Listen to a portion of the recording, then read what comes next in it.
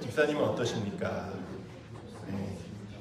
질문하라고 말씀드렸더니 끝까지 안 하시는 분들도 있는데, 우리의 기쁨이 서로 나눌 때 더욱더 충만해질 줄로 믿습니다.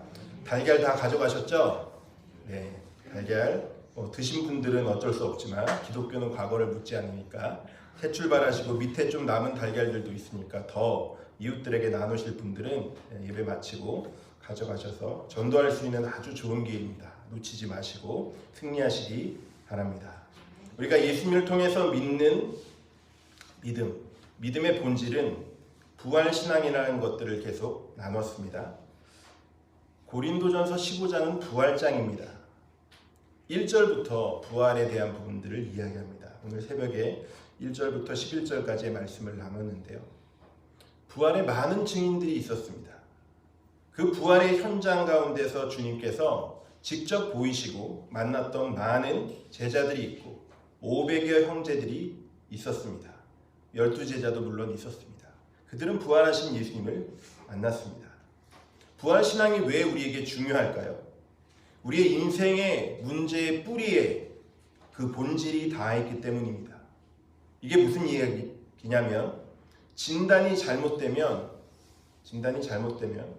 어떤 처방전으로 약을 짓는다 할지라도 별로 소용이 없습니다. 인생의 많은 문제들을 어떻게 진단하고 계십니까? 우리의 삶에서 가장 큰 문제가 무엇입니까? 제가 몇 년 전에 한 3주 정도 기침이 계속 잦아들지 않고 며칠 안에 감기가 걸려도 금방 낫는데 3주 이상 지속되길래 좀 잘한다는 병원, 그러나 주차가 굉장히 복잡하고 진료비도 조금 비싼 병원, 하지만 잘 보는 병원에 갔습니다. 3주 동안 멎지 않는 거예요. 참 이상하다. 감기가 이렇게 오래 가나? 병원에 갔더니 이분이 굉장히 퉁명스러운 의사분이시거든요. 딱 한마디 하시더라고요. 이거 기관지염이네요. 그리고 약을 딱 바꿔서 주시는데 나을 때가 되어서 나은 건지 아니면 이분이 정말 잘 보는 의사여서 나은 건지 기관지염 약을 먹고 바로 나았습니다. 남의 얘기라고 별로 공감을 안 해주시는데 3주 동안 참 고생을 많이 했는데 진단이 잘못되었던 것이죠. 그래서 기관지염 약을 먹으니까 금방 기침이 잦아들고 금방 나았던 경험이 있습니다. 진단이 잘못되면요, 병원에서 오진을 하게 되면 무슨 처방을 준다 할지라도 소용이 있을까요? 별로 차도가 없을 것입니다. 만약에 오진을 하고 나서 수술했는데 수술이 이 병과 전혀 상관이 없는 그런 곳으로 수술을 한 것이라면 이것처럼 황당한 일이 있을까요? 우리 인류 전체가 이 문제에 대한 진단의 길에서 벗어났습니다. 여러분들 신앙은 길을 바로 찾아야 하는데 진단부터가 잘못되었을 때 그것에서 나오는 부족함과 어려움들 때문에 우리의 삶에 많은 문제가 찾아오게 됩니다. 사도 바울은 오늘 부활장 마지막 부분에 가서 어떤 진단이 잘못되었다고 이야기하고 있는 것일까요? 무엇이든지 우리의 삶 가운데 부족하다고 이야기합니다. 여러분 부족하지 않으십니까? 늘 지식이 부족하다고 이야기합니다. 무언가를 열심히 배우고요. 늘 돈이 부족하다고 이야기합니다. 늘 건강이 어렵다고 이야기합니다. 늘 관계적으로도 어렵다고 이야기하고 부족하다고 이야기합니다. 사랑이 부족하다고 이야기합니다. 나는 궁핍하다고 이야기합니다. 그 부족이 어디서 나올까요? 그 부족함은 우리가 죽는 데서 나온다는 것이죠. 궁극적으로 죽음이라는 것은 생명의 부족, 생명의 결핍입니다. 그렇기 때문에 생명이 결핍하게 된 이유가 무엇입니까? 왜 우리는 생명 결핍의 현상에 시달리게 될까요? 성경이 그 답을 제시하고 있습니다. 오직 성경만이 이 문제에 대해서 답을 제시합니다. 물론 죄에 대해서 이 땅에서는 세상 법에 율법자도 법률자도 계시고 법률가도 계시고 법학자도 계시고 이 죄에 대한 부분들을 여러 가지 규정들을 통해서 찾아보려고 하신 분들이 많이 계시지만 성경만이 이 문제에 대해서 정확하게 이야기하고 있습니다. 이 문제의 답은요, 영원에서 끊어진 것입니다. 인간의 죄 때문에 인간의 존재성이 영원에 접근할 수 있는데 이 접근할 수 있는 인간이 죄로 말미암아 짐승처럼 변해버린 것, 이것에 대한 진단이 내려진 것입니다. 그러니까 우리가 죄 때문에 하나님의 형상으로 지음받은 우리가 아주 저차원으로 떨어져 버린 것이죠. 그래서 이렇게 살아가도록 디자인되지 않은 인간이 이런 비참한 모습으로 이웃과의 관계를 망가뜨리고 내 주변에 있는 지체들을 힘들게 하고 자연을 또 망가뜨리고 하나님이 원래 디자인하시지 않았던 모습으로 살아가는 모습들을 보임으로써 서로 상처를 주고받는다는 것입니다. 왜 하나님의 형상으로 지음받은 우리가 이렇게 상처를 주고받을까요? 왜 이렇게 됐냐는 것입니다. 답은요, 따라하시겠습니다. 죄 때문입니다. 성경은 돌려서 이야기하지 않습니다. 죄라고 이야기합니다. 죄가 사망을 불렀다고 이야기합니다. 사망은 우리를 영원에서 끊어냅니다. 영원의 세계로 갈 수 없게 만듭니다. 인간만이 영원의 세계를 자각하는 거 알고 계십니까? 영원을 바라보는 마음을 우리에게 주셨습니다. 그 영원한 세계를 바라보는데 인간이 영적인 눈을 뜨지 못하니까 이 영원의 세계를 보지 못하는 것입니다. 거기서 끊어졌으니까 문제가 생깁니다. 그런데 이 문제의 원인을 찾지 못하고 자꾸 다른 데서 채우려고 합니다. 각자 부족한 것을 느끼면서 그것에서 채워나갑니다. 또 세상에 대해서 투쟁하고 만인들과 투쟁하면서 경쟁하면서 이 땅을 살아가고 있습니다. 그것이 해답이 아닌데 이 세상을 만들고 이 세상을 그렇게 사람들이 투쟁하며 살아가고 있다는 것입니다. 그래서 조금 더 경쟁에서 이기면 그냥 어쩔 줄 모르고 좋아하고 돈이 좀 생기면 그냥 표정이 달라지고 몸이 조금이라도 좋아지면 여름에 그래서 열심히 헬스 다니는 거잖아요. 몸을 만드는 거잖아요. 몸이 조금이라도 좋아지면 그냥 헐벗고 돌아다닙니다. 왜 이렇게 북적댈까요? 여름마다. 그냥 죽기 살기로 공부를 한다는 학생들도 이 학교 저 학교 다니면서 공부합니다. 이것이 문제가 있다는 것이 아니라 이런 것들이 우리의 영혼의 문제를 해결해 줄 수 있을까요? 이것은 본질이 아닙니다. 우리는요, 죄의 문제를 해결하지 않고 죄의 문제는 죽음의 문제와 연결되어 있는데 죄의 값은 사망이기 때문에 이 문제를 해결하지 않고는 우리에게는 어떤 희망도 없다는 것입니다. 이것이 인간이 걷고 있는 길입니다. 성경만이 부활을 이야기하고 있습니다. 부활을 이야기하고 또 이야기합니다. 특별히 고린도전서 15장에서 이 사실을 계속 이야기합니다. 고린도 교회는 많은 문제가 있었습니다. 서로 치고받고 다투고 미워하고 그 안에 음란의 문제와 정욕의 문제와 수많은 문제들이 가득했던 고린도 교회. 교회의 타락의 극치를 보여주는 것이 고린도 교회였습니다. 우상 숭배가 가득한 교회였습니다. 사도 바울은 왜 오늘 고린도전서 15장까지 와서 이 부분의 결론을 이렇게 내고 있을까요? 왜 부활의 문제를 이야기했을까요? 오늘 낮에 말씀을 나눴던 부활신앙과 연결되어 있습니다. 저 하나님의 나라를 바라보는 사람, 이 땅의 것들에 연연해서 그렇게 경쟁사회 속에서 치고받고 남을 못 잡아먹어서 안달이고 밟고 올라가야 되기 위해서 그렇게 노력하지 않습니다. 세상 사람들이 똑같이 하고 있는 그 길을 똑같이 따라가지 않습니다. 주님을 만난 사람은 그렇게 살아가지 않습니다. 대기업 다니는 많은 청년들하고 제가 대화를 나눴습니다. 어려운 것이 무엇이냐? 목사님 못 살겠어요. 그렇게 서로를 헐뜯고 모함한다는 거예요. 부서 안에서 누가 잘 나가는 걸 보지 못합니다. 교회 안에서는 그런 것들을 경험하지 못했던 이 순수한 청년들이 세상에 나가서 다 그런 것들을 배워오는 것이죠.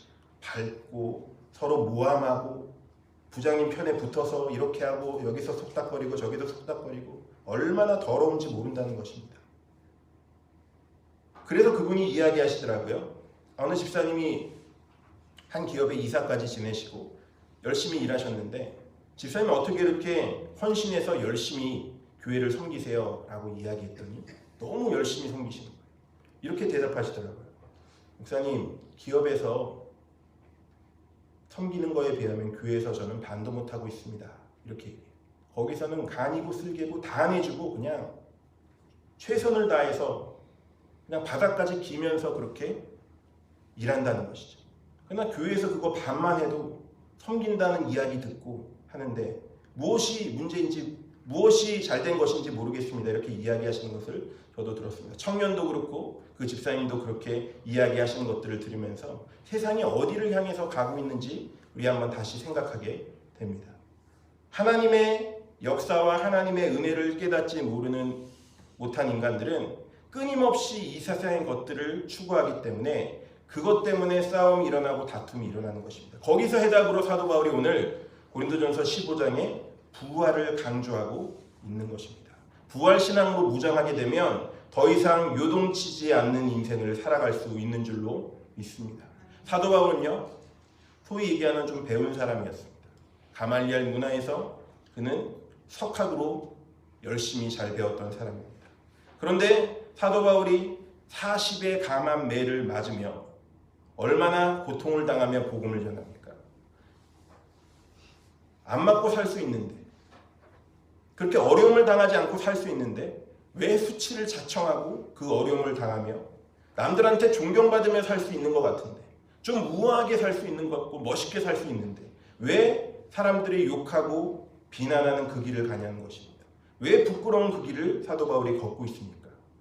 왜 예수님은 십자가에서 완전히 벌거벗겨진 채로 그렇게 고통 가운데 십자가를 지시며 돌아가셔야 했습니까? 우리가 다른 그림이나 이런 데서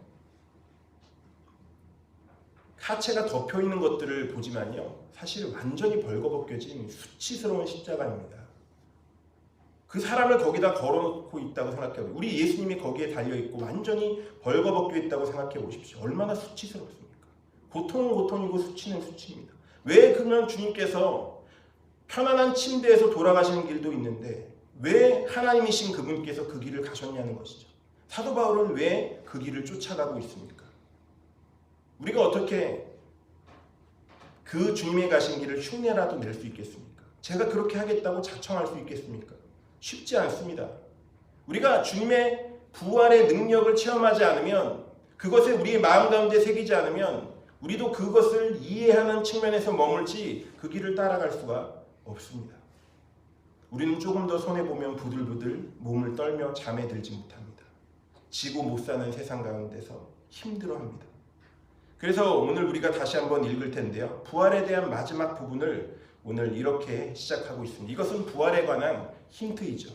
부활에 관해서 여러 가지 힌트를 오늘 본문에서 주고 있습니다. 50절 말씀입니다. 첫 번째입니다. 함께 읽어보겠습니다. 시작. 형제들아, 내가 이것을 말하노니 혈과 육은 하나님의 나라를 이어받을 수 없고 또한 썩는 것을 유업으로 받지 못하느니라. 여기에서 이 땅에서 살기에 합당한 몸이 있고 저 하나님의 나라에서 합당한 몸이 있습니다.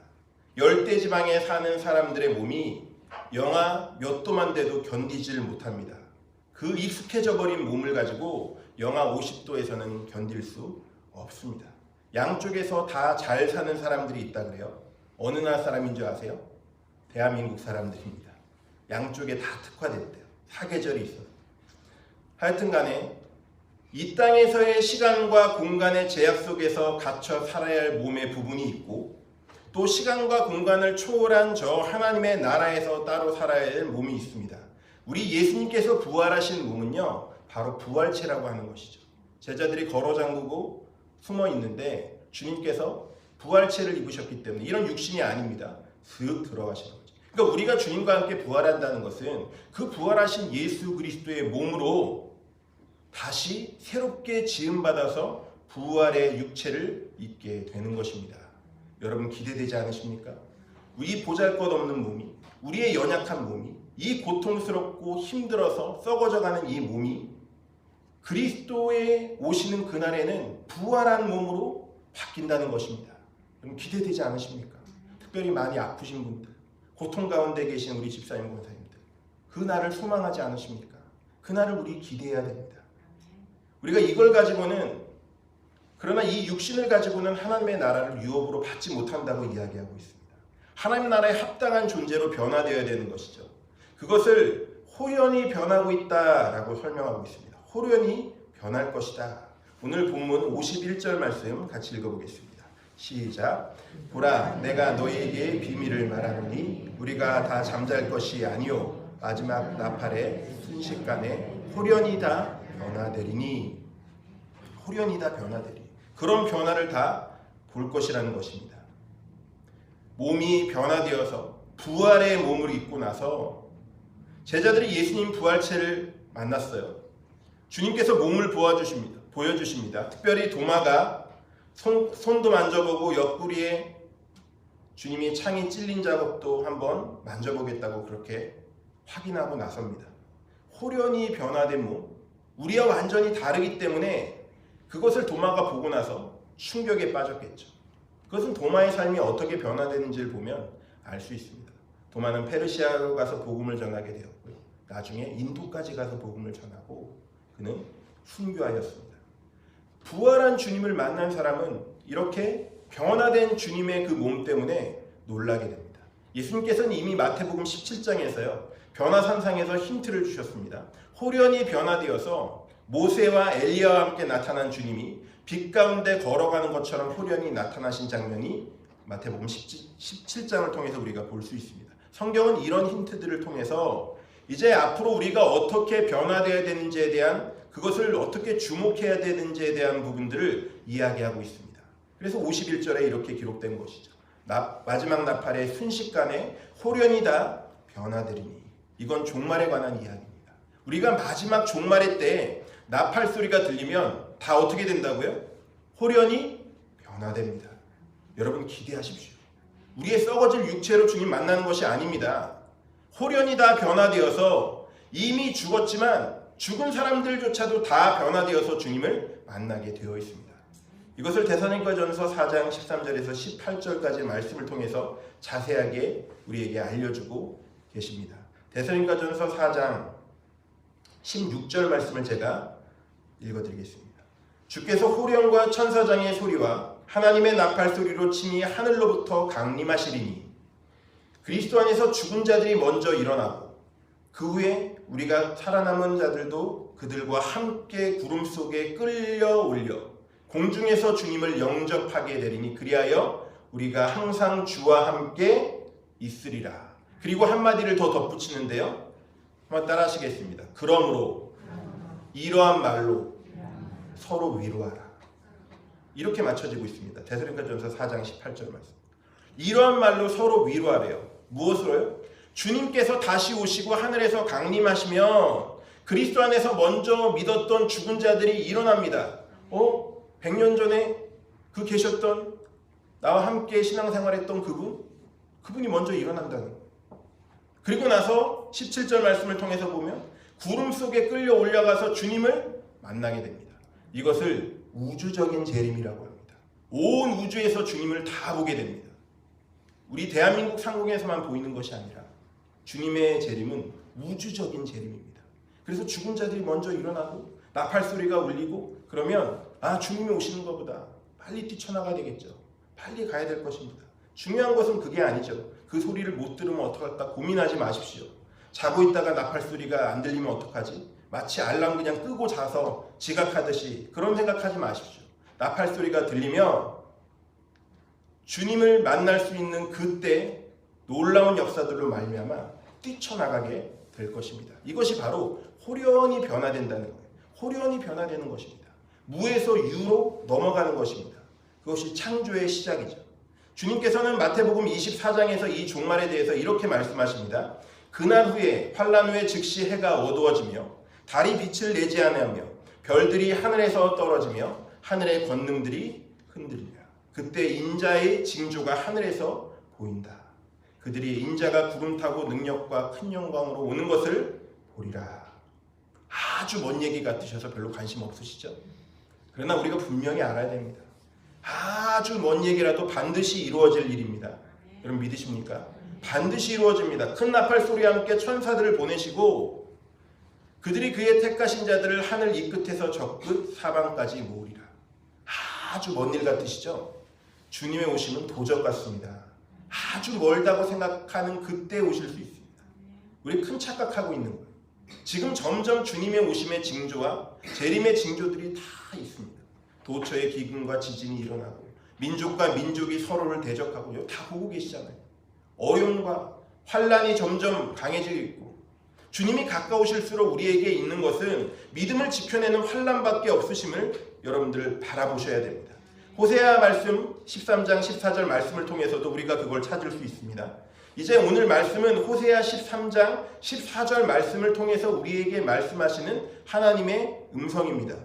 호세아 13장 14절 말씀을 읽어드리겠습니다. 잘 들어보십시오. 내가 그들을 수울의 권세에서 속량하며 사망에서 구속하리니 사망아 내 재앙이 어디 있느냐, 수월아 내 멸망이 어디 있느냐, 뉘우침에서 내 눈앞에. 지금 힌트를 계속 제공하고 있습니다. 사도 바울은요, 구약에 있는 이야기들을 끌어오고 신약에 있는 내용들로 연결하고 있습니다. 그 연결되는 것이 55절입니다. 오늘 15장 55절 말씀 같이 읽겠습니다. 인용하고 있는 것이죠. 시작. 너의 승리가 어디 있느냐, 사망아 내가 쏘는 것이 어디 있느냐. 우리는 처음부터 인간 문제의 본질적인 부분에 대해서 다뤘습니다. 어디서 시작됐냐는 것입니다. 죽는다는 것, 인간의 존재론적인 불안에서 시작됐습니다. 실존주의자들은요, 이 죽음의 문제에 불안함 가운데 직면되어서 해결하기 위해서 어떻게 하냐면 철학을 파고듭니다. 철학을 파고들지만 해결되지 않습니다. 그래서 종교를 만듭니다. 종교가 그것을 해결했나요? 아니요. 종교가 그 문제를 해결했으면 인간의 불안한 죽음과 불안한 존재적인 부분들을 복음이 해결할 수 있습니다. 종교는 해결 못합니다. 주님께서 이 땅에 종교를 창시하러 오신 것이 아닙니다. 우리에게 본질적인 이 죽음의 문제를 해결하시기 위해서 오신 것입니다. 그래서 우리가 이것을 복음이라고 이야기합니다. 복된 소리라는 것이죠. 이 복된 소리를 통해서 우리가 사망을 이기신 예수 그리스도를 만나게 되는 것입니다. 로마서 6장 말씀대로 사망의 원인은요, 죄의 싹은 사망이기 때문에. 죄는 무엇입니까? 여기서 간통죄를 이야기하는 것입니까? 도둑질을 얘기하는 것입니까? 하나님을 거부한 죄, 하나님이 우리를 지으셨는데 하나님을 아버지라고 부르기를 포기한 죄, 그래서 영혼으로부터 단절된 그 죄, 그 죄를 이야기하는 것입니다. 이것이 하나님과의 단절을 불러일으켰습니다. 한정된 내 능력으로, 내 자원으로, 내가 가진 것으로 살아보겠다고 발버둥치는 것, 그것을요 죄인의 삶이라고 이야기합니다. 한번 따라하시겠습니다. 그것이 죄인의 삶입니다. 주님을 모른 채 나 혼자 발버둥치는 삶은 열심히 사는 삶이 아닙니다. 지금 현대인들은 바쁘게 살아간다고 인사하면 좋아하십니다. 바쁘시죠? 바쁜 게 다 좋은 것인가요? 다 놓치고 우선순위를 다 내려놓고 바쁘기만 한 것이 좋은 것인가요? 아니죠. 나의 능력으로 내 힘으로 발버둥치는 삶을 죄인의 삶이라고 이야기하는 것입니다. 그래서 구원은 무엇입니까? 내 시간과 내 능력과 내 자원을 돌이켜 하나님께 나아가는 삶입니다. 하나님께 연결되는 삶입니다. 그래서 하나님의 능력이 나에게 무한으로 다운로드 되는 것입니다. 다운로드 되고 연결되니까 구원에 이르게 되는 것입니다. 요즘같이 데이터를 많이 쓰는 시대는 와이파이가 제대로 연결되어 있지 않으면 불안해하잖아요. 특별히 청년들이나 청소년들 아주 불안해합니다. 마치 뭐 먹지 못한 것처럼 굉장히 폭력적으로 바뀌기도 합니다. 휴대폰 막 뺏으면요 목숨 걸고 달려듭니다. 엄마가 해준 게 뭐가 있냐, 아빠 해준 게 뭐가 있냐. 오해하지 마십시오. 저희 가정 얘기는 아닙니다. 저희 집은 TV도 없습니다. 자원을 걱정하면서 살아가는 것, 발버둥치는 삶이 죄인의 삶이라는 것이죠. 하지만 하나님께서 주시는 구원의 삶은요, 하늘로부터 내려오는 삶입니다. 이 땅에 있는 죽음의 문제를 초월하여서 이제는 그 너머에 있는 하나님의 역사가, 능력이 우리에게 다운로드 되는 것입니다. 그것이 하나님의 능력이 역사하는 것입니다. 이것을 삶의 변화라고 이야기합니다. 구원받은 사람들은요, 그런 삶의 변화를 마음 가운데 새기고 나아갑니다. 이게 죽음을 넘어서 보는 사람들의 모습입니다. 그래서 이 연결고리가 오늘 사도 바울의 고백을 통하여서 고린도 교회에 전해지고 있습니다. 57절 말씀 우리 한번 같이 읽어보겠습니다. 57절 말씀입니다. 시작. 우리 주 예수 그리스도로 말미암아 우리에게 승리를 주시는 하나님께 감사합니다. 고린도전서 15장 57절 말씀을 통해서 이제 우리의 삶에 정말로 승리를 주시는 그분을 바라보기를 권면하고 있는 것입니다. 정말로 삶의 능력이 나타나는 그 핵심이 무엇이냐? 오늘 57절에 이야기했듯이 우리 주 예수 그리스도로 말미암아 우리에게 승리를 주시는 하나님께 감사하노니. 죄된 삶이 무엇이라고 했습니까? 내 힘으로 발버둥치는 삶이죠. 그러면 하나님의 능력으로 연결된 삶은 무엇입니까? 오늘 57절 말씀입니다. 우리 주 예수 그리스도로 말미암아 주어지는 승리를 경험하는 사람들, 그 사람들만이 하나님께 감사할 수 있다는 것입니다. 그리고 나서 58절에 어떻게 되는지 58절에 나와 있는 것이죠. 그리스도 안에 있음으로 말미암아 예수 그리스도 때문에 그분의 능력을 의지하여서 우리는 승리할 수 있게 되고, 승리할 수 있게 된 사람은 뭐 한다고 57절에 이야기하고 있죠? 감사하게 되는 것입니다. 승리하는데 감사하지 않을 사람이 있을까요? 사람도 아니죠. 하나님께 감사해야죠. 그게 사람이잖아요. 하나님 너무 내 삶에 승리를 주셔서 감사합니다. 제가 너무 기쁩니다. 그리고 나서 58절에 어떻게 마지막으로 부활장의 마무리를 하고 있습니까? 그러므로 형제들아, 내 사랑하는 형제들아, 이 성령이 주시는 승리함 가운데 어떻게 하라는 거예요? 견실하며 흔들리지 말며 항상 주의 일에 더욱 힘쓰는 자들이 되라. 이렇게 마무리하고 있는 것입니다. 흔들리지 말라는 거예요. 견실하며 흔들리지 말며 항상 주의 일에 더욱 힘쓰는 자들이 되라. 승리를 경험한 사람들은 그 승리의 능력 때문에 흔들거리지 않습니다. 우리 주님을 확실히 붙잡고 나아가는 사람들은 이 일들의 기쁨이 무엇인지를 알게 됩니다. 나 혼자 발버둥 치는 것이 아니거든요. 성령님께서 내 삶을 도와주시거든요.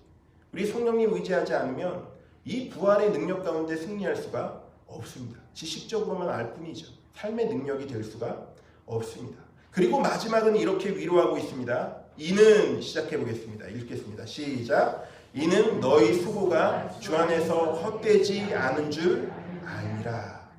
견실하고 흔들리지 말고 항상 주의 일에 더욱 힘쓰는 자들이 되면 주님 안에서 우리의 수고가 헛되지 않은 줄 아니라.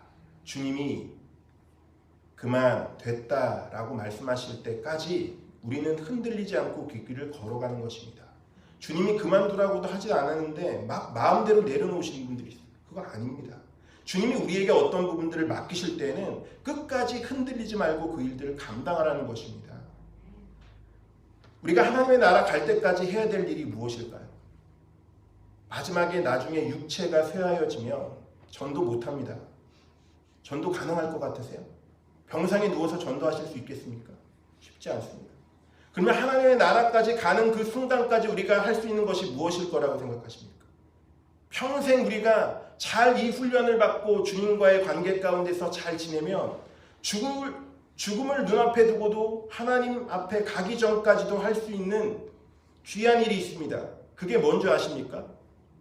따라하시겠습니다. 중보기도입니다. 다른 사람을 위해서 기도하는 거예요. 하나님의 나라와 의를 위해서 기도하는 것입니다.